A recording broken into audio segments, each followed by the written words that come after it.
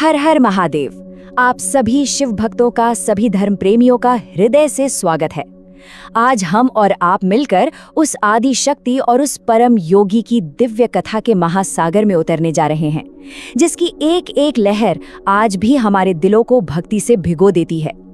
ये कथा है कैलाशपति महादेव और उनकी पहली पत्नी दक्षपुत्री माता सती की। पर मित्रों, ये केवल एक कहानी नहीं, ये विश्वास और संदेह के बीच का एक महासंग्राम है। जरा कल्पना कीजिए उस प्रेम की जो कैलाश के बर्फीले शिखरों पर तपस्या की प्रचंड अग्नि से जन्मा था।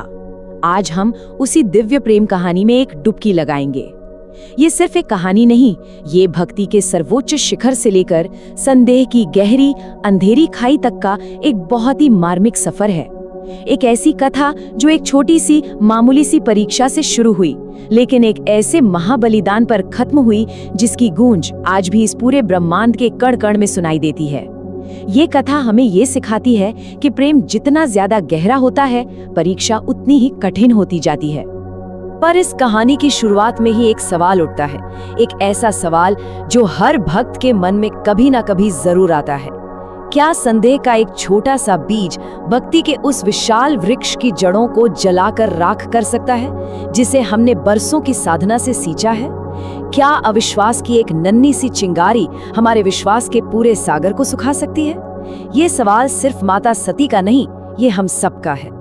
और ये भी सोचिए कि होता क्या है जब अनंत, असीम, अगोचर परमात्मा को हम अपनी छोटी सी मानवीय बुद्धि की कसौटी पर परखने का दुस्साहस कर बैठते हैं। जब हम अपनी इन सीमित आंखों से उस असीम को देखना चाहते हैं, इसका अंजाम क्या होता है? आइए इसी गहरे रहस्य को सती की कथा के माध्यम से समझने की कोशिश करते हैं। तो चलिए कथा का आरंभ करते हैं। तो कथा का पहला अध्याय हमें उस समय में ले जाता है जब कैलाश पर सब कुछ मंगलमय था। अध्याय का नाम है शिव सती संदेह का बीज। ये उस पल की कहानी है जब भगवान शिव और माता सती का प्रेम पूरे ब्रह्मांड के लिए एक मिसाल था। उनका रिश्ता सिर्फ पति पत्नी का नहीं था, बल्कि आत्मा और परमात्मा का, शिव और शक्ति का एक अटूट मिलन था। पर होनी को कुछ और ही मंजूर था, और यहीं उनके इस आदर्श प्रेम में संदेह का पहला जहरीला बीज बोया गया। बात है त्रेता युग की। अगस्त्य मुनि के आश्रम में सत्संग के बाद भगवान शिव और माता सती दंडकारण्य के घने और रहस्यमय जंगलों से होकर कैलाश लौट रहे थे। तभी उनकी नजर अपने आराध्य मर्यादा पुरुषोत्तम भगवान श्री राम पर पड़ी। वो एक साधारण इंसान की तरह अपनी प्रिय पत्नी सीता के अपहरण के दुख में व्याकुल होकर हे सीते पुकारते हुए पेड़ों और लताओं से उनका पता पूछ रहे थे। अपने प्रभु की इस मानवीय लीला को देखते ही सर्वज्ञ भगवान शंकर ने भक्ति भाव से हाथ जोड़कर उन्हें प्रणाम किया और कहा, जय सच्चिदानंद परम धाम। लेकिन जहां शिव को अपने प्रभु की लीला दिखाई दी, वहीं सती को सिर्फ एक दुखी और भटका हुआ इंसान नजर आया। उनके मन में तर्क और भक्ति का एक युद्ध छिड़ गया। संदेह का एक नाग उनके हृदय में फुफकारने लगा। वो सोचने लगी, ये कैसे हो सकता है? जिन्हें मेरे स्वामी परम ब्रह्म कहकर प्रणाम कर रहे हैं, वो एक साधारण आदमी की तरह अपनी पत्नी के लिए रो रहे हैं। जो खुद अपनी पत्नी की रक्षा नहीं कर सका, वो इस जगत का पालनहार कैसे हो सकता है? मेरे स्वामी जो खुद त्रिकालदर्शी हैं, वो इन्हें क्यों प्रणाम कर रहे हैं? उनका ये तर्क उनके विश्वास पर भारी पड़ने लगा। भगवान शंकर तो अंतर्यामी हैं, वो तो सती के मन की हर एक लहर को जानते थे। उन्होंने बड़े प्यार से समझाया, देवी तुम भ्रमित हो रही हो, ये भगवान की लीला है। वो परब्रह्म होते हुए भी इस समय मनुष्य रूप में अपनी लीला कर रहे हैं, ताकि दुनिया को मर्यादा, धर्म और एक पत्नी व्रत का पाठ पढ़ा सके। शिवजी ने बहुत तरह से समझाया, पर उनके प्रेम से कहे वचन भी सती के दिल में जमे संदेह के पहाड़ को हिला नहीं सके। उनका शक विश्वास की जमीन में और गहरी जड़ें जमाने लगा। जब भगवान शंकर ने देखा कि उनके समझाने से सती का संदेह दूर नहीं हो रहा, तो वो समझ गए कि अब शब्दों का कोई मतलब नहीं है। उनके दिल में एक पीड़ा हुई, ये सोचकर कि जिस सती ने उन्हें पाने के लिए इतनी कठोर तपस्या की, आज उसी के मन में इतना बड़ा शक है। उन्होंने एक भारी मन से कहा, देवी अगर मेरे वचन तुम्हारे दिल को तसल्ली नहीं दे पा रहे हैं, तो मेरी एक बात मानो, तुम खुद जाकर परीक्षा ले लो, इससे तुम्हारा भ्रम मिट जाएगा। शिव ने ये अनुमति तो दे दी, पर वो जानते थे कि यहीं से उस दुर्भाग्यपूर्ण यात्रा की शुरुआत हो रही है, जिसका अंत अच्छा नहीं होगा। अब यहाँ कथा को एक पल के लिए रोकते हैं और एक बहुत ही गहरी आध्यात्मिक शिक्षा को समझते हैं, क्योंकि सती का ये फैसला हमें परमात्मा तक पहुँचने के रास्तों पर सोचने के लिए मजबूर करता है। हमारे शास्त्रों में परमात्मा तक पहुँचने के 3 मुख्य रास्ते बताए गए हैं, जिनका अद्भुत उदाहरण 3 देवियों ने अपने जीवन से दिया। ये 3 मार्ग हैं परीक्षा, समीक्षा और प्रतीक्षा। देखिए, ये कितना अद्भुत संयोग है कि इन तीनों का नाम स अक्षर से ही शुरू होता है। पहली है हमारी कथा की पात्र माता सती, जिन्होंने परीक्षा का रास्ता चुना। उन्होंने ईश्वर को अपनी बुद्धि की कसौटी पर कसना चाहा और नतीजा क्या हुआ? वो न तो सच को पा सकी और न ही उन्हें अपने पति का साथ दोबारा मिला। दूसरी है शूर्पणखा, जिसने समीक्षा यानी बराबरी का रास्ता चुना। उसने भगवान राम के सौंदर्य और शक्ति की समीक्षा की, अपनी सुंदरता से उनकी तुलना की और उन्हें पति के रूप में पाने की कोशिश की, जिसका अंत घोर अपमान से हुआ। और तीसरी धन्य है माता शबरी, जिन्होंने प्रतीक्षा यानी धैर्य से भरे अटूट विश्वास का रास्ता चुना। उन्होंने 10,000 सालों तक एक एक पल अपने प्रभु के इंतजार में बिताया, बिना किसी शक, बिना किसी शिकायत के, और अंत में उन्हें भगवान के दिव्य दर्शन और उनकी कृपा का अमृत मिला। तो इस उदाहरण से ये बात सूरज की रोशनी की तरह साफ हो जाती है कि ईश्वर को ना तो परीक्षा से पाया जा सकता है और ना ही उनसे बराबरी या समीक्षा करके। परमात्मा तो सिर्फ और सिर्फ प्रतीक्षा से मिलते हैं। प्रतीक्षा यानी अटूट विश्वास, धैर्य और पूरा समर्पण। जब भक्ति में ये 3 गुण मिल जाते हैं तो भक्त को भगवान को खोजने नहीं जाना पड़ता, भगवान खुद भक्त के पास चले आते हैं। यही भक्ति का सबसे ऊंचा मार्ग है। चलिए अब कहानी में वापस लौटते हैं। माता शबरी ने प्रतीक्षा का मार्ग चुना और वो कृतार्थ हुई, पर माता सती ने तो परीक्षा का मार्ग चुना था। और अब हम देखेंगे कि उसके कितने विनाशकारी परिणाम हुए और कैसे उस एक परीक्षा ने शिव और सती के बीच एक कभी न भरने वाली खाई बना दी। भगवान राम की परीक्षा लेने के लिए सती ने सोचा। उन्होंने मन में विचार किया कि राम अपनी पत्नी सीता के वियोग में परेशान है, इसलिए सीता का रूप धारण करना ही सबसे अच्छी परीक्षा होगी। उन्होंने सोचा, अगर वो सच में परब्रह्म होंगे तो मुझे फौरन पहचान लेंगे, और अगर वो साधारण मनुष्य हुए तो मुझे अपनी पत्नी समझकर भ्रम में पड़ जाएंगे।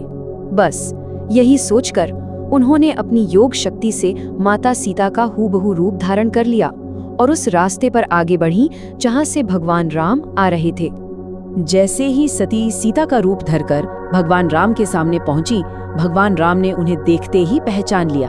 वो मुस्कुराए और फिर दोनों हाथ जोड़कर बहुत ही आदर से उन्हें प्रणाम किया और कहा, हे माता, आप यहाँ इस घने जंगल में अकेली क्यों घूम रही हैं? वृषकेतु, भगवान शिव कहाँ है? उन्होंने सती को सती के रूप में नहीं बल्कि शिव की पत्नी जगत जननी के रूप में संबोधित किया। भगवान राम के मुंह से माता शब्द सुनते ही सती का सारा घमंड, सारा भ्रम एक पल में टूट गया। वो बहुत लज्जित हुई और बिना कुछ कहे वापस लौटने लगी। तभी भगवान राम ने अपनी योग माया फैलाई ताकि सती के मन में शक का कोई अंश भी बाकी न रहे। सती ने देखा कि वो जिधर भी देखती हैं उन्हें राम, लक्ष्मण और सीता की दिव्य जोड़ी ही दिखाई दे रही है। उन्होंने ये भी देखा कि खुद भगवान शिव, ब्रह्मा और विष्णु समेत सारे देवता भगवान राम के चरणों में वंदना कर रहे हैं। इस दिव्य माया ने सती के संदेह को जड़ से मिटा दिया, पर अब बहुत देर हो चुकी थी। जब सती भगवान शिव के पास लौटी तो वो डर और शर्म से कांप रही थी। शिव ने सहजता से पूछा, देवी, क्या तुमने परीक्षा ली? कहो, तुमने राम को कैसा पाया? सती ने सोचा कि अगर मैं सच बताऊंगी तो स्वामी मुझ पर गुस्सा होंगे। बस इसी डर के कारण उनके मुंह से एक झूठ निकल गया। उन्होंने कहा, हे स्वामी, मैंने आपकी बात मानकर कोई परीक्षा नहीं ली। मैंने भी उन्हें वैसे ही प्रणाम किया जैसे आपने किया था। लेकिन भगवान शंकर तो अंतर्यामी थे। उन्होंने एक पल के लिए ध्यान लगाया और सब कुछ जान लिया। उन्होंने देखा कि सती ने सीता का रूप धारण किया था, जिन्हें वो अपनी आराध्या, अपनी माँ मानते हैं। ये जानते ही भगवान शंकर के हृदय में उनके धर्म और प्रेम के बीच एक युद्ध छिड़ गया।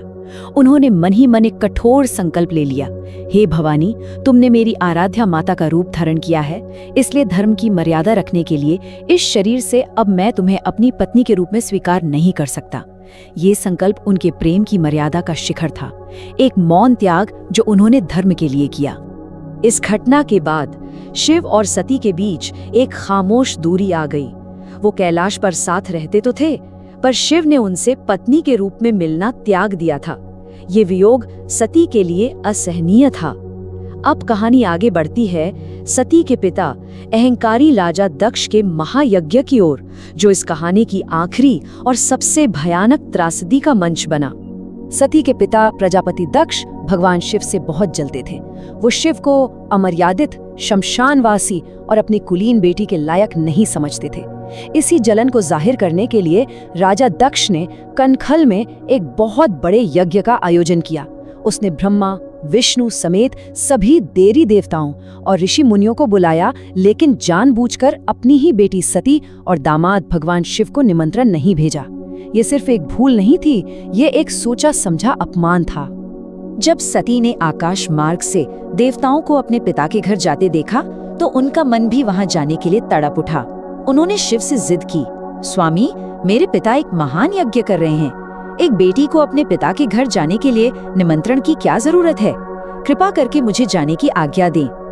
भगवान शिव ने उन्हें प्यार से समझाया, देवी, मैं जानता हूँ तुम्हारा मन व्याकुल है, पर जहाँ प्रेम और सम्मान न हो, जहाँ कोई अपना ना मानता हो, वहाँ बिना बुलाए जाने पर अपमान ही मिलता है। दक्ष मुझसे बैर रखते हैं, इसलिए वहाँ जाना ठीक नहीं। लेकिन सती ने अपने पति की समझदारी भरी सलाह नहीं मानी। उन्हें लगा कि शायद उनके जाने से उनके पिता का मन बदल जाएगा। वो अपने मायके के मोह और जिद में ये भूल गईं कि पति का वजन ही पत्नी का सबसे बड़ा धर्म होता है। शिव की अनिच्छा के बावजूद वो हट करके अपने पिता के घर चली गईं, जहां उन्हें प्रेम नहीं बल्कि अपमान और तिरस्कार की अग्नि का सामना करना पड़ा। वहां पहुंचते ही सती को अपमान का कड़वा घूंट पीना पड़ा। माँ के सिवा किसी ने उनसे प्यार से बात तक नहीं की। पिता दक्ष ने उन्हें देखकर भी अनदेखा कर दिया, जैसे वो कोई अजनबी हो। उनकी अपनी बहनों ने ताने मारते हुए हंसी से उनका स्वागत किया। जब वो यज्ञशाला में गईं तो उन्होंने देखा कि सभी देवताओं का हिस्सा है, पर उनके पति देवादिदेव महादेव का कोई हिस्सा नहीं रखा गया। ये देखकर उनका दिल कांप उठा और सबसे आखिर में दक्ष ने भरी सभा में भगवान शिव के लिए अपशब्दों और अपमानजनक बातों की झड़ी लगा दी। अपने पति का ये घोर अपमान सती सह नहीं सकी। उनका दिल ग्लानि, क्रोध और दुख से भर गया। उन्होंने भरी सभा में गरजते हुए कहा, जिसने भी शिव निंदा की या सुनी उसे पाप लगता है। धिक्कार है तुम पर पिता, और धिक्कार है इस शरीर पर जो तुमसे पैदा हुआ है। मैं दक्ष से पैदा हुए इस शरीर को अब एक पल भी धारण नहीं करना चाहती। ये कहकर उन्होंने योगाग्नि प्रज्वलित की और उसी यज्ञ की पवित्र अग्नि में अपने शरीर को भस्म कर दिया। जब ये विनाशकारी खबर नंदी द्वारा भगवान शिव तक पहुंची तो वो समाधि से जाग उठे। अपनी प्रिय सती के देह त्याग का समाचार सुनकर उनका दुख एक ब्रह्मांडीय क्रोध में बदल गया। शोक और प्रलयंकारी गुस्से से व्याकुल होकर उन्होंने क्रोध में अपनी एक जटा उखाड़कर पर्वत पर दे मारी। उस जटा से महाप्रलय का दृश्य पैदा हो गया। शिव की उस जटा से प्रलयंकारी हजारों भुजाओं वाले महाभयंकर वीरभद्र का जन्म हुआ। वीरभद्र ने हाथ जोड़कर पूछा, आज्ञा दे प्रभु। भगवान शंकर ने आज्ञा दी, जाओ दक्ष और उसके यज्ञ को नष्ट कर दो। शिव की आज्ञा पाते ही वीरभद्र और उनके गणों ने यज्ञशाला में पहुंचकर हाहाकार मचा दिया। उन्होंने यज्ञ को तहस नहस कर दिया, देवताओं को दंडित किया और अभिमानी दक्ष का सिर काटकर यज्ञ की अग्नि में फेंक दिया। ये कहानी यहाँ खत्म नहीं होती। ये त्रासदी असल में एक नई शुरुआत थी। ये सती के अहंकार और संदेह के भस्म होने और शुद्ध भक्ति के पुनर्जन्म की कहानी है। ये प्रायश्चित, पुनर्जन्म और शाश्वत प्रेम की कहानी का आखिरी और सबसे मधुर अध्याय है। शिव का क्रोध तो शांत हुआ, पर उनका वैराग्य और सती का विरह अनंत काल के लिए स्थापित हो गया। अपने प्राण त्यागते समय सती ने भगवान से एक वरदान मांगा था। उन्होंने प्रार्थना की थी कि चाहे कुछ भी हो जाए, हर जन्म में उनका अनुराग, उनका प्रेम, उनकी भक्ति सिर्फ भगवान शिव के चरणों में ही बनी रहे। जन्म जन्म शिवपद अनुरागा, उनकी यही सच्ची प्रार्थना ही उनके दोबारा जन्म का आधार बनी। इसी वरदान के कारण सती ने पर्वतराज हिमालय और मैना के घर पार्वती के रूप में दोबारा जन्म लिया। इस जन्म में कोई अहंकार नहीं था, कोई संदेह नहीं था, सिर्फ शुद्ध अटूट भक्ति थी। पार्वती ने भगवान शिव को, जो अब घोर वैराग्य में लीन थे, दोबारा पति रूप में पाने के लिए ऐसी कठोर तपस्या की जिसे देखकर देवता भी कांप उठे। और आखिरकार उनकी तपस्या सफल हुई और उनका दिव्य विवाह संपन्न हुआ, जो उनके शाश्वत प्रेम की अंतिम विजय थी। इस तरह सती का पार्वती के रूप में पुनर्जन्म हुआ ताकि वो प्रेम और भक्ति की अपनी यात्रा को पूरा कर सकें। सती का जन्म दक्ष के अहंकार से हुआ था, इसलिए उनमें तर्क और संदेह था। पार्वती का जन्म पर्वतराज के धैर्य और स्थिरता से हुआ, इसलिए उनमें अटूट विश्वास था। ये कथा हमें सिखाती है कि सच्चा प्रेम और सच्ची भक्ति हर बाधा को पार कर लेती है, चाहे वो संदेह की हो या फिर मृत्यु की। ये कथा समाप्त होती है, पर एक सवाल छूट जाती है। हम अपने जीवन में विश्वास की इस लौ को संदेह की तेज हवाओं से बचाने के लिए इस कहानी से क्या सीख सकते हैं? जब हमारा मन भी सती की तरह तर्क और संदेह से भर जाए, तो क्या हम परीक्षा का रास्ता चुनेंगे या शबरी की तरह प्रतीक्षा का?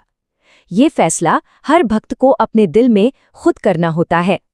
इसी तरह के अन्य वीडियो के लिए वीडियो को लाइक करें, चैनल को सब्सक्राइब करें और कमेंट बॉक्स में हर हर महादेव लिखें। प्रभु आपका कल्याण करेंगे। हर हर महादेव।